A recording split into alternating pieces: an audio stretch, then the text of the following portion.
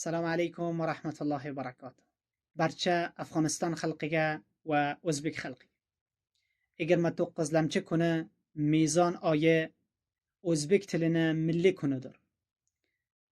O'zbek tili bizning tarixiy, madaniy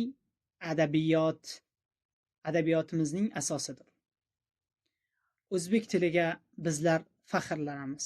Chunki o'zbek tilimiz bizlarga bobo u ajdod u olim u shoirlarimizdan meros qolgan.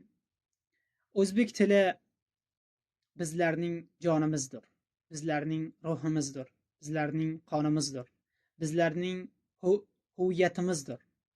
O'zbek tili bizlarga iftixor keltirgan. O'zbek tili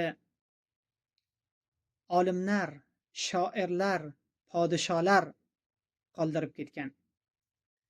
O'zbek tili bizlarga Alisher Navoiy bobomizdan, adabiyot sultonidan meros qolgan.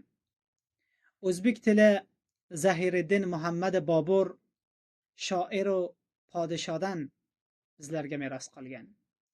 Ahmad Donish olim buzurg va muslihdan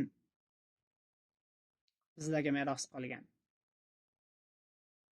Abdulloh Qodiri navisanda, nomdor va navisandadan bizlarga meros qolgan. O'zbek tilini hamisha nasli davomdor qoladi. Chunki o'zbek o'g'illari hamisha bu tilga iftixor keltirgan va iftixor keltiradilar. Din yo'lida, islom yo'lida, millat yo'lida hamisha xizmat qilib o'tgan.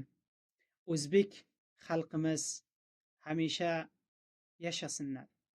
Hammalaringizga o'zbek tilini qutlug' bo'lsin deyman. Assalomu alaykum.